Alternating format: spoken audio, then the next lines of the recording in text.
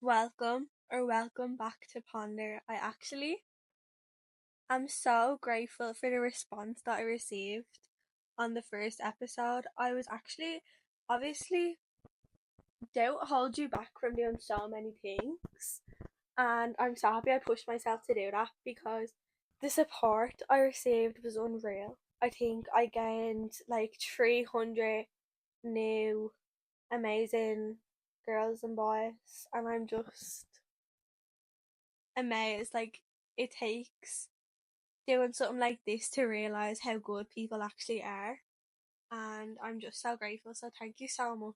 Today's hello. Today's episode is titled "You Accept the Love You Think You Deserve," and I think this is so important to talk about. I'm going to talk about so many different things this episode. Thank you so much for all your responses. If you have a question you want me to answer on the podcast, please leave it in the link in my description. It is a Google form, it's all anonymous, and I have 4 questions I'm going to answer today. So, yeah, I think we're just going to go right into it because I really went deep into this. I got all the questions, I wrote them down, and I thought about them for the whole week, okay? So, I have like notes and notes and notes. Like, I would just like think of something and I just write it down straight away because I wanted to have everything fully thought out because these are deep questions, and yeah, so I'm going to be able to say everything I want to say. Okay, we're going to go into our first question. What do you do when it feels like everyone around you is finding love but you keep getting hurt? I'm starting to wonder if I'm even lovable. Okay, I wrote a lot down. Okay, I don't even know if I'm going to say all of it because this video will never end. Okay, but it's obviously a natural response to question your worth and wonder, like, why not me? But you need to remind yourself that being treated poorly by people is not a reflection of you, it is a reflection of them, it is not a reflection of you or your worth. It is truly just a reflection of them as a person, okay? Because you would not treat someone like how they treated you, and that shows what type of person you are and shows what type of person they are, okay? Real love, like real respectful, kind love, is not something you have to change yourself for or something you have to learn. It's something that finds you at the right time with the right person who sees you clearly. And that's not something that you should have to change yourself to have, okay? And I know that it can feel like, okay, everyone around me has this, why don't I have it? Am I not enough? But sometimes the wait is longer because the blessing is bigger, okay? I always have to remind myself of this because I'm very impatient, okay? I'm someone that when I have an idea, I have to make it happen now. I can't wait. And obviously, owning a business, you cannot rush things, and it's something I had to learn, okay? You have to be patient, okay? And it's just so true. Sometimes the wait is longer because the blessing is so much bigger. That's just what you have to remind yourself. That feeling like you are unlovable is not because you are unlovable. It's because you are so worthy of love that you feel like you have to have it so deeply. But you cannot force things like that, and it comes when it's the right time for you, and you have to trust that you're on the right path, and it's going to come to you when it's your time, and it's just not your time yet. One day you're going to wish that you could have told yourself to just be patient and that it will come. It can be really isolating when all your friends are in relationships, and it can start to feel like, okay, well, what do they have that I don't have? Or like, how come I'm the only one who is not in a relationship? But it's not about that. It's not. And if you're starting to feel like you're isolated and that maybe you're being left behind and your friends are moving on and you're stuck there, you should talk to them about it. Because I I can't really speak from experience because I'm in a long-term relationship, but if one of my friends came to me and told me that they were feeling distant, I would 100% do everything in my power to fix that. Do you know what I mean? Because I would never want my friends to feel like they were being left because I had a boyfriend. And I always from day one made sure that my balance between my friends and my boyfriend were totally level. And you can have the best of both worlds. You can have both. You can have amazing friends and amazing boyfriends. But it has to be 50-50. You can't spend all of your time with your boyfriend and leave your friends behind, because your friends are your day ones. Your girls are your day ones. You cannot leave them behind. Okay? So make sure that you take care of them when you get into a relationship, because what you give, they give back to you. And my friends, they give back to me. And I just care about them so much. My boyfriend respects that I love my friends just as much as I love him. And that it's always going to be 50-50, and I'll never cancel on them to go see him, and I'll never cancel on him to go see them. Because it's level, and I see them the exact same amount, if that makes sense. But keeping a balance, it makes it so that your friends don't feel like you've left them behind. You also get to keep that amazing relationship with your girls while also having a boyfriend, and that is great, or a girlfriend. And then the only thing I have from the rest of that is, you deserve a friendship that makes room for your experience too. Because at the end of the day, we're all human. We're all figuring it out. We're all figuring it out. And it's hard to remember that sometimes. It's everyone's first time living. So sometimes it takes some talking to figure things out. And at the end of the day, everything is solvable. Everything always works out. So just be patient. Be patient with your people, okay? Okay, we're gonna move on to the second question. So I feel like when I start to like someone, I want to text them all the time, and I can't stop myself because I really like them. And then they get annoyed and want nothing to do with me, and I'm scared I'm never gonna find love. I think part of the reason why you can come on too strong with someone is because you've never felt safe in that kind of love before. So when it comes to you, you want to cling to it, and you're just constant, you're trying to cling onto it. But the more you try to cling on to something, the more it leaves, the more it tries to run away. And you shouldn't have to cling on to something so tightly if it's real, okay?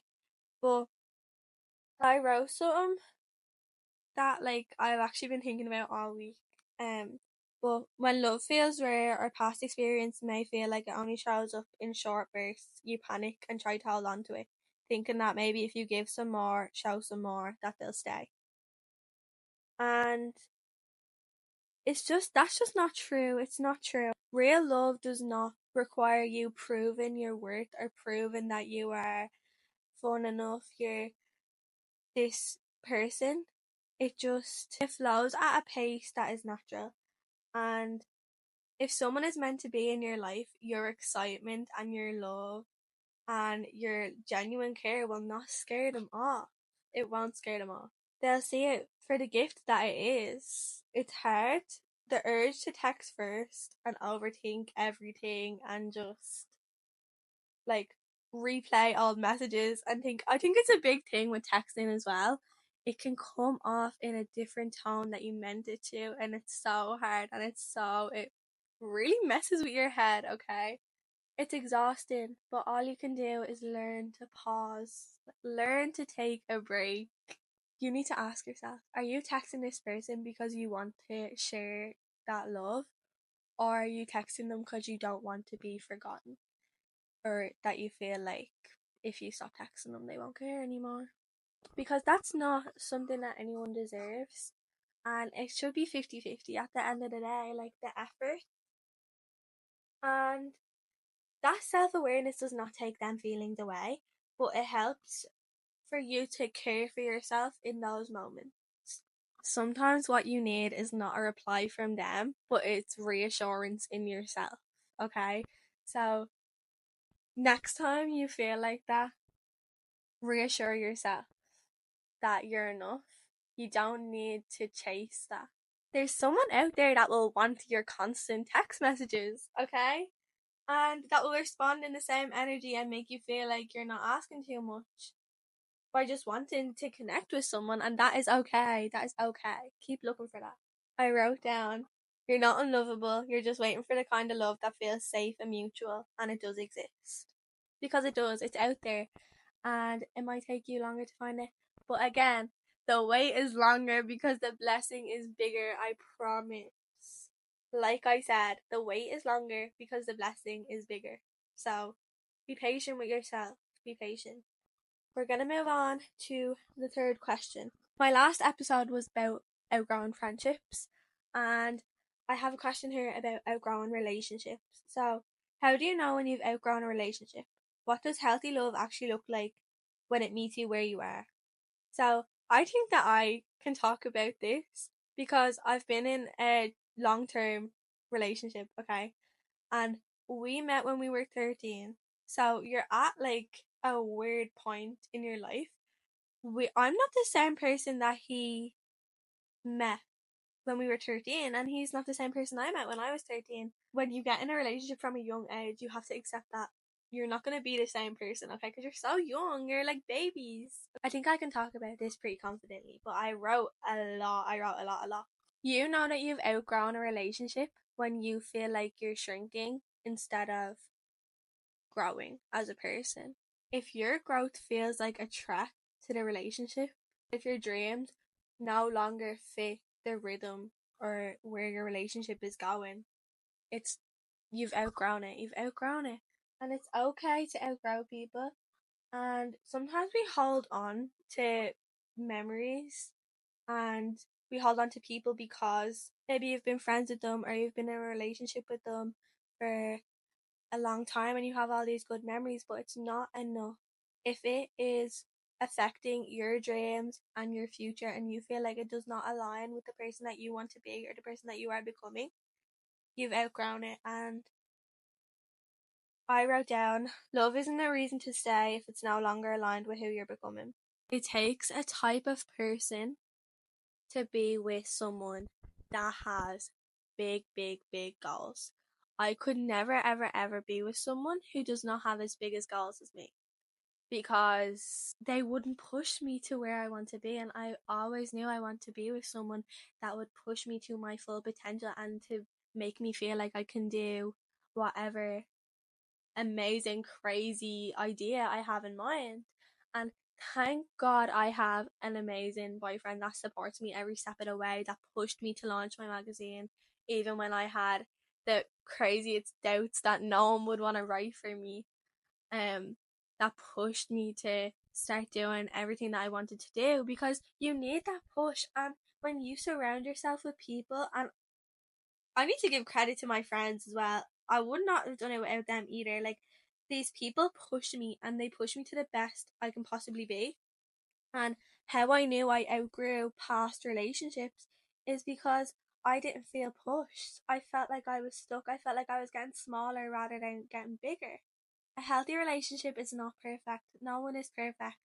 But it's expansive. It's someone that claps for you through the hardest points of your life.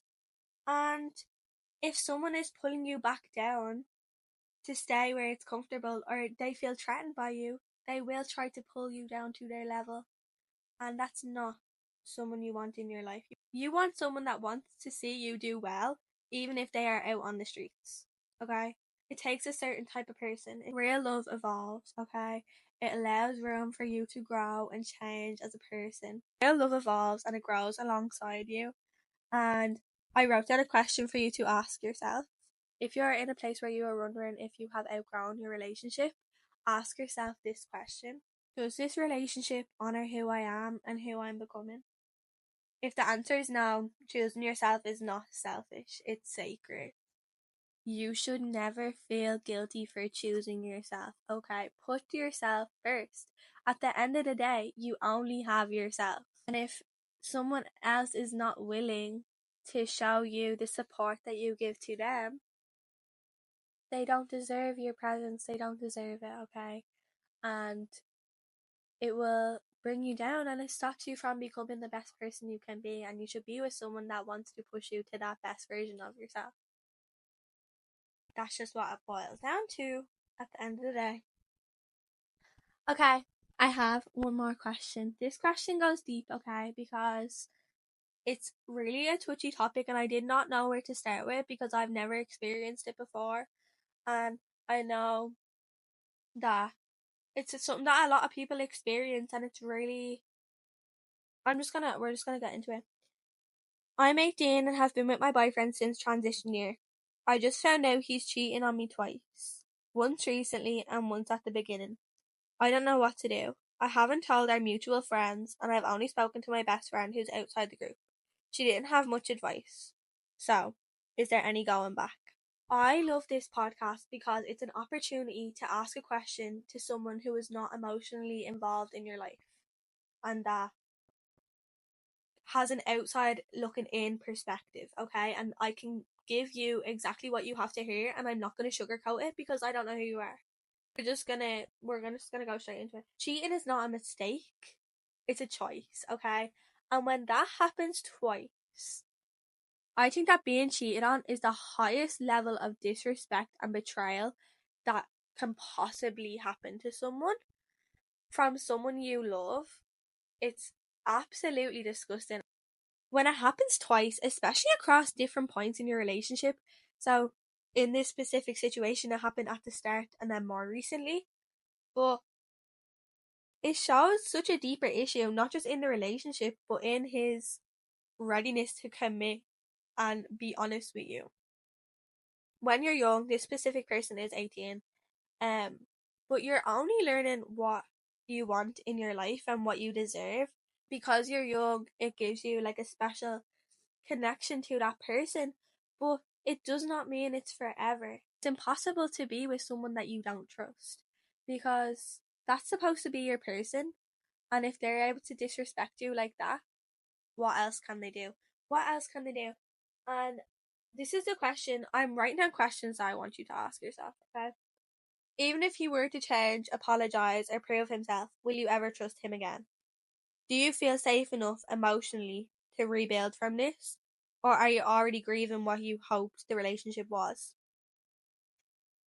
Because going back is possible, people can change, but going forward is so much more powerful than trying to build with someone who doesn't respect you.